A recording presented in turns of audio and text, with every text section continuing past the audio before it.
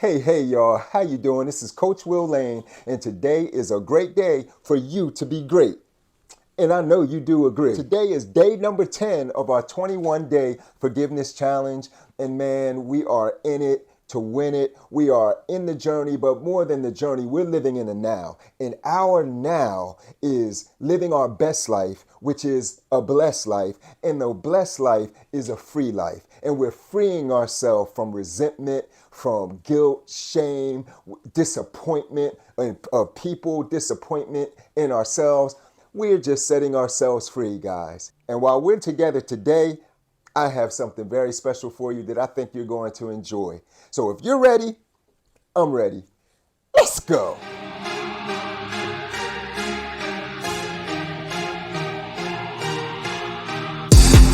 Welcome back. Again, we're on a roll, y'all, so let's just keep it going. And you know, it's so interesting that as we're on this forgiveness challenge and living a lifestyle of forgiveness, I'm noticing that all over other people are literally riding the same wave because, you know what, it's the truth. It's not a trend. It's not something, just a kick that people get on. It is a healing lifestyle. I'm with it, and I know that you're with it too. You know, and it's so interesting that people of all races, ethnicities, cultures, socioeconomic classes, they are realizing one thing. Freedom means a lot. And we're not just talking about social freedom. We're talking about freedom in ourselves. Freedom, free. What good is it to be free in your community, on this planet, and we're not even free within ourselves? We're not living like that.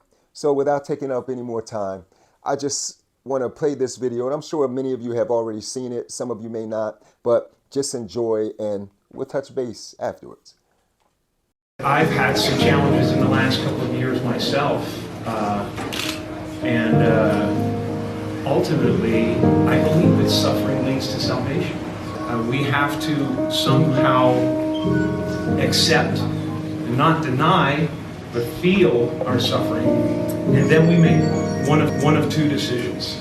We either decide to go through the gate of resentment, which leads to vengeance, which leads to self-harm, which leads to harm to others, or we go through the gate of forgiveness, which leads to grace. Just as Christ did on the cross, he suffered terribly, and he was broken by it, to look upon the people who were causing that suffering, or the situation that was causing that suffering, with compassion and with forgiveness.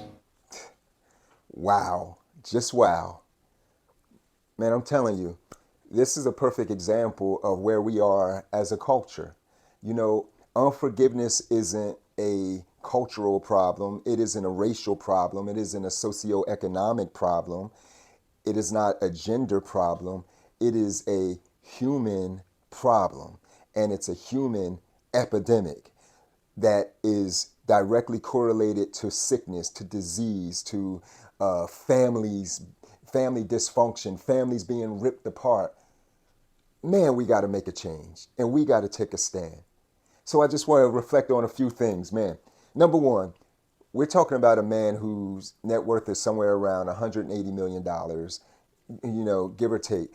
And I only bring that out just to say it doesn't matter where you are or what you may have considered to be success.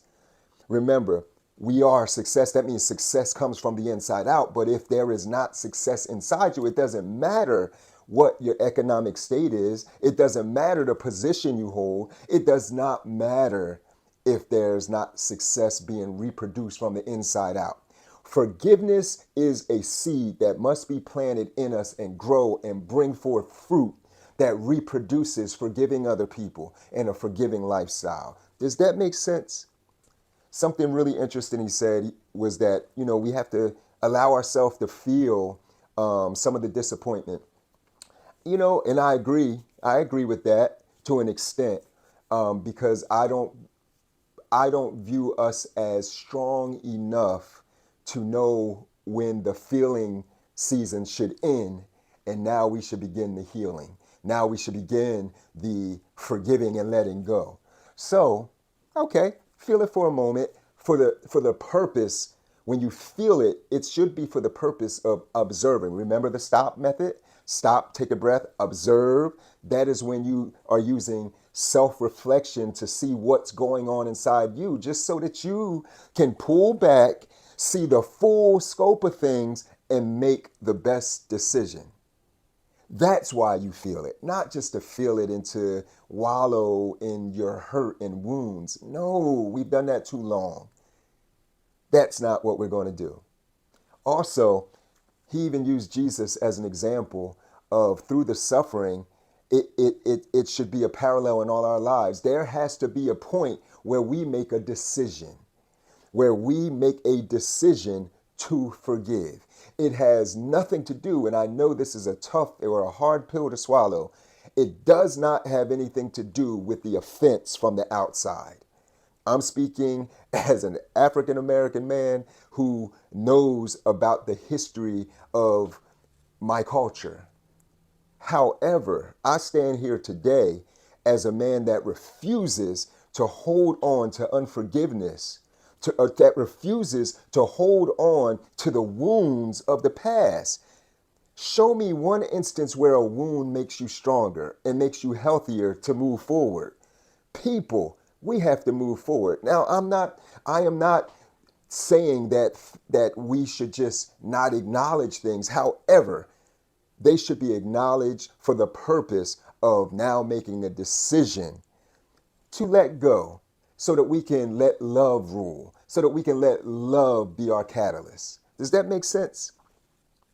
And lastly, he said that even the people that we experience these things with, we should look on them through the eyes of compassion, with a lens of compassion. So I'm going to tell you a really quick personal story just to paint the picture and illustrate it for you. So there was a time when I was working in an organization. Within the organization, I had built relationships. I had friendships. I had really good partnerships in the organization. And then a person that I've known for a long time, they came to be a part of the same organization.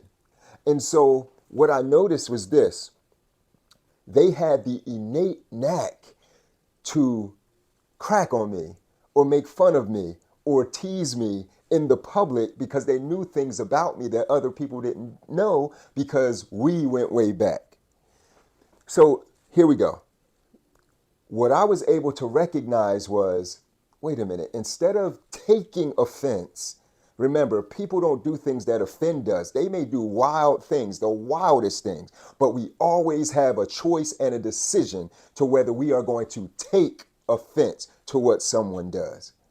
Okay, if a little baby drools on you, you're holding a baby and they drooled on you, why don't you choose to take offense? What is the difference? It's because of your perspective. It's because you recognize that it's their weakness that causes them to do the things that they're doing. It's their lack that causes them to put you in an uncomfortable position. Does that make sense? So I was able to recognize that, whoa, the reason why he is constantly coming at me like this day in and day out, because he feels uncomfortable. And he feels like the only way for him to get a foothold in a group that was new to him is to maybe bring me down a little bit so that I feel like he fits in better with everyone. Does that make sense to you? The whole purpose and the whole moral of that story is so that you can recognize that we have the choice to look at people through the eyes of compassion, look at people through the eyes of what they are going through, so that we can make a choice to say, I'm not even going to take offense to that.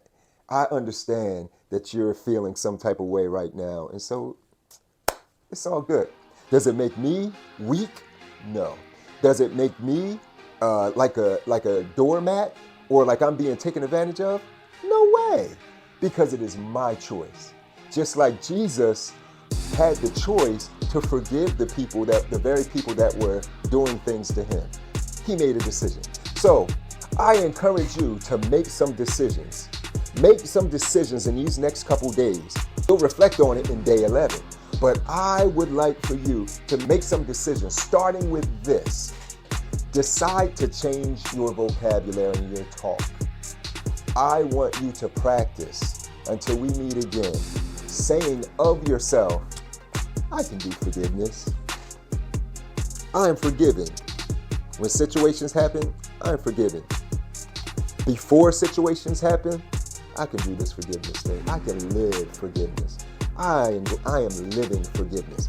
Make those confessions and those affirmations so that you can begin to transform the way that you view yourself. Does that make sense to you?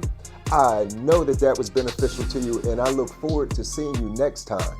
Man, you are doing this forgiveness thing. We're not just talking it, we're walking it, and we're setting ourselves free. So until next time, see ya!